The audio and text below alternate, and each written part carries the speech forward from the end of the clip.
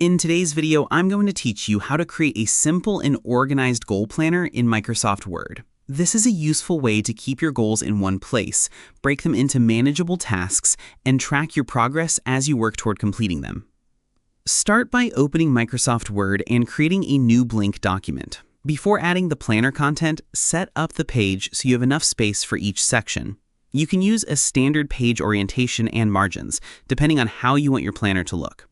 Next, create the main title for your planner. Add a heading such as Goal Planner near the top of the page. Select the heading and adjust the font, size, alignment, and other formatting options to give it a clear and organized appearance. Below the title, create a section for the main goal. Add a heading such as My Goal, followed by enough space to write the goal you want to accomplish. This section gives you a clear starting point and keeps the main objective visible.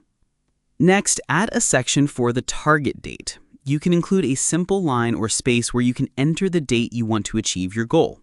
Having a target date makes it easier to stay focused and monitor your progress. Now create a section for your action steps. Add a heading such as Action Steps, then create a list of tasks that need to be completed. You can use a numbered list so each step is easy to follow. Keep each action step specific and manageable. After that, add a progress section. You can create a simple table with columns for the task, status, and completion date. This gives you an organized way to record which tasks are finished and which ones still need attention. You can also add a section for notes. This provides space for reminders, ideas, challenges, or anything else related to your goal. To make the planner easier to use, format the sections consistently. You can use borders, shading, bold headings, and spacing to visually separate each part of the planner. Keep the design clean so the information remains easy to read.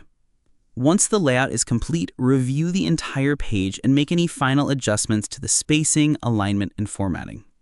And that's how you can create a simple goal planner in Microsoft Word. With a clear goal, action steps, target date, and progress section, you can use your planner to stay organized and keep track of your progress.